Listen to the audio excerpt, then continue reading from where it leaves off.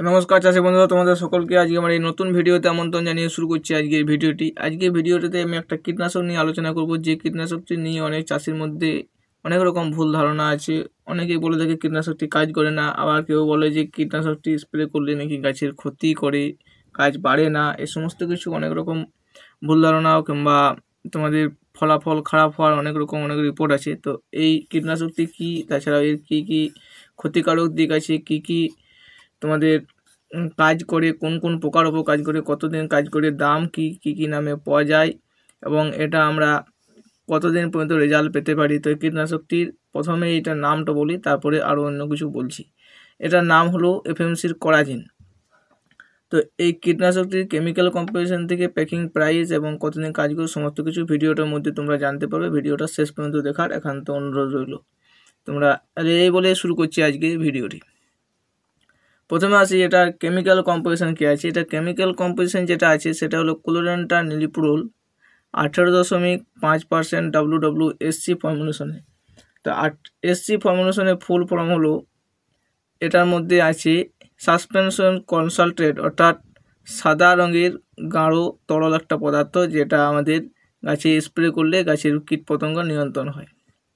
এটা আমাদের এটা এমনই একটি কীটনাশক যেটার মধ্যে তোমাদের সমস্ত রকম লেদা পোকা মারা যায়, সমস্ত রকম লেদা পোকা নিয়ন্ত্রণ করে থাকে এবং একটা দীর্ঘদিন নিয়ন্ত্রণ করে। এটা একটা হলো ব্রড স্পেকট্রাম সিস্টেমিক কীটনাশক, যার জন্য এটা দীর্ঘদিন ধরে কাজ করতে পারে। আর এটা গ্রুপ 28 কীটনাশক, যার জন্য এটা তোমাদের ব্রড স্পেকট্রাম বেশি থাকে আর ট্রান্সলেমিনার গুণ সম্পন্ন এই কীটনাশকটি আছে। এটা 2 নম্বরে হলো যে তোমার এটা কোন কোন ফসলে স্প্রে করবে।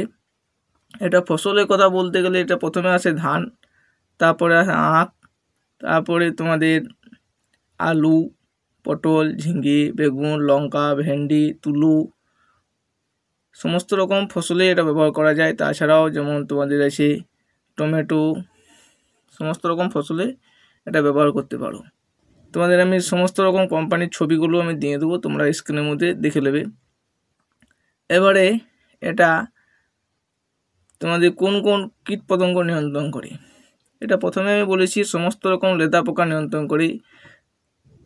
প্রথমে যেটা হলো ধানের মাজরা পোকা, বেগুনের ডগা এবং ফল ছিদ্রকারী পোকা, সর্ষে করাত মাছি, লঙ্কা তোমাদের ফল ফুটো করা পোকা, টমেটোর ফল খেঁকো পোকা, শসা ঝিঙ্গের ফ্রুট ফ্লাই, তরমুজ, এই সমস্ত ফসলের ফ্রুট ফ্লাইয়ের ওপর এটা কাজ করে থাকে।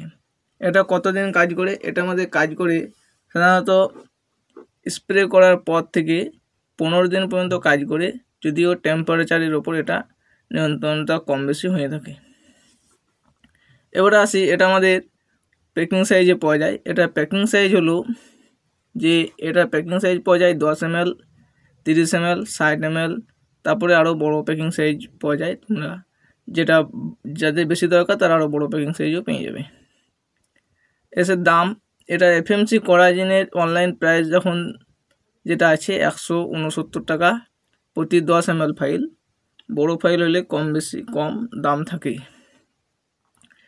এবারে যেটা বলেছিলাম যে এটা কেন আমাদের রেজাল্ট ভালো দেয় না, বা এটা আমাদের কি কারণের জন্য এটা আমাদের ক্ষতি করে।